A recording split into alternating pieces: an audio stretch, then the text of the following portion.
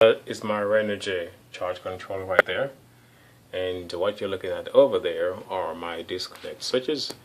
Let's just turn the light on so we can have some better light in here, just so we can see what's going on. Okay, here we go. Those are my disconnect switches. And one switch disconnects the PV system, meaning the voltage coming from my solar panel. I have two solar panels totaling 200 watts of power connected in parallel, in series rather, to provide a 24 volt system, each panel being 12 volts. That's my disconnect switch that turns off the power going to the batteries. And here's my voltmeter in my solar shed. That's my thermometer because it does get hot in here sometimes. And that's my light right there, LED. And it has 9 LEDs with 27 watts. Very, very bright. This light, I have it programmed to come on every night at about 9 p.m. But light comes on for about 2 hours. And of course, this is my makeshift inverter, an APC UPS, connected of course to my battery bank right there. And let me just take you outside and show you my solar panels. The system is actually mounted in my shed right now, and up on my roof, I can't see, but I'm sure you can, are my two solar panels up there. That's the wire that comes in from the solar panel going to my shed. And just put some material there just to caulk it off so insects or water won't get to my shed. So, and you can see it up top, those are my solar panels up there. So that's two solar panels, and of course coming into my shed. Well, what's next? I guess some of you may ask.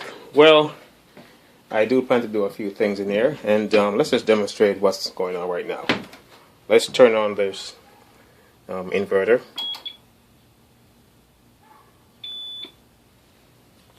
Give it a minute to recognize the batteries. You get the hum. Powerful motor indeed. And now I've got lighting. That's all solar. And I connected that up yesterday. I went into my switch right there, and that wire, if it traced that gray wire all the way up and all the way over, it's going into my APC UPS, which is now of course my inverter because it's not connected to the grid. So my solar shed, this is totally off the grid right now, and it's just wonderful. Looking at my charge controller, as you can see, the battery is fully charged with just a 10 watt bulb up there. Not much power being drawn at all. So I do plan to take this system into my house. I do have a grid tie inverter, but I'm not so sure I'm going to use a grid tie inverter much. I'm just going to try to add some more batteries to my battery bank, and then I'm going to run AC from my UPS or inverter to my house.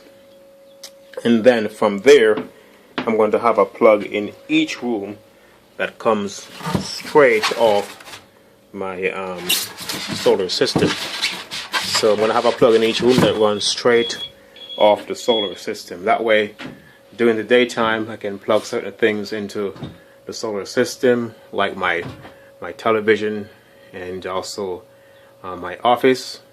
Those can run off the solar system during the daytime, and that will certainly help a little bit with the electric bill. So instead of going to a grid tie system, which I do have a grid tie inverter, I may just use my solar system to run my office and my television in the daytime, and that will definitely offset my bill a little bit. As you can see, it's pretty warm in my shed right now. It's about 90 degrees Fahrenheit, so it's a little bit warm. The temperature is dropping. It's supposed to be about 72 tonight, but that's an update from my shed. As you can see, everything is working fine. My makeshift UPS, which is now my inverter, is working fine. As you can see, I do have a light switch in my shed. Turn it off, light is off. Turn it on, light is on. So it's working fine. But I don't plan to use my inverter for just lighting. I think that's a waste just to use my inverter for lighting. So what I do plan to do, even though I have this light over here, this is a light that automatically comes on at 9 p.m. each night. But I do plan to add some DC lights in here. So instead of that light up there, it's now connected to the inverter, getting AC. I'm going to connect it to the DC side of the battery. That way I can just use, for the lighting purpose, I just use strictly DC. And then that plug right there, I plan to use that plug with my inverter in case I need to plug in like tools or so on and so forth.